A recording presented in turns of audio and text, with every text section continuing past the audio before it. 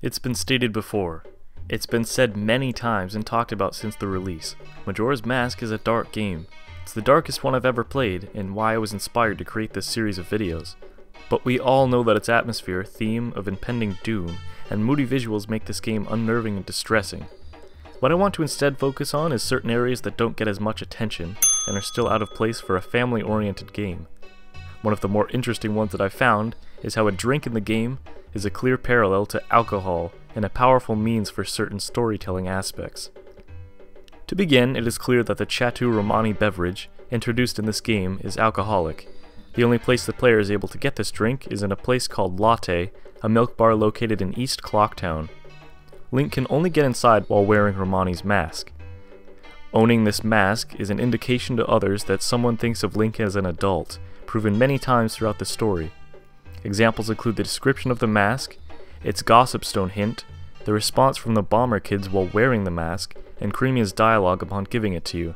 Cremia also tells Link that it is the most desired of forbidden milk. The only other time the player will hear of someone else enjoying the drink is a conversation between the ranch sisters, Cremia and Romani. Cremia will tell her younger sister that she is permitting her to have the drink for the first time and only for that night, as children are not to regularly have it.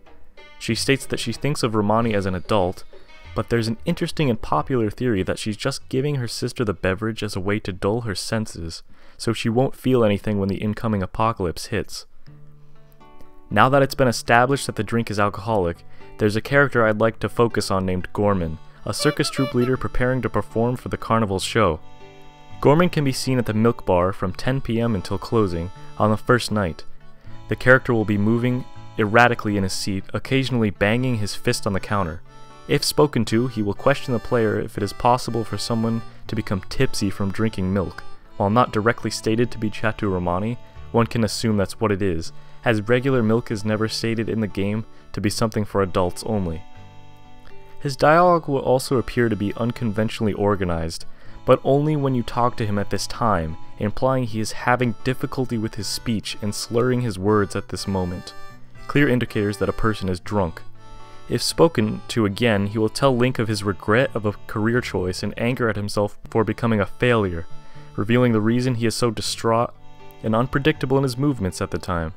The fact that Nintendo would allow for a character clearly drowning his sorrows in booze is surprising. The hints are not very subtle either, and because there are so many, it is rare that the typical player will not pick up on this.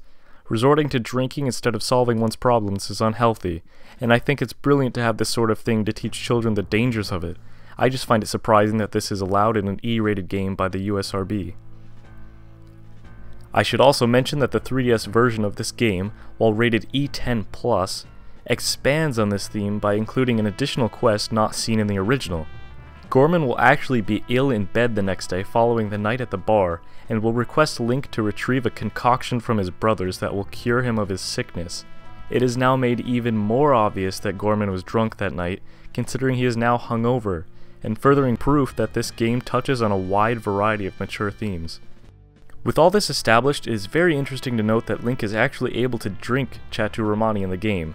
With all the things he's seen and done in his lifetime, and the fact that he's been an adult before, perhaps this poor guy should be allowed to drink this stuff.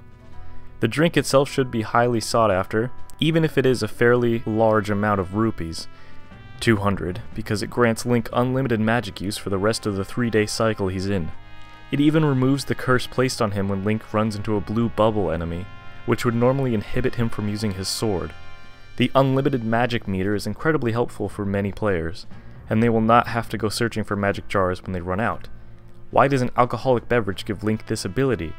Perhaps he feels like he could do anything while under the influence of the drink, and he's able to overperform with the magic he is able to use. That's obviously just an interpretation and more than likely something the developers didn't even think about.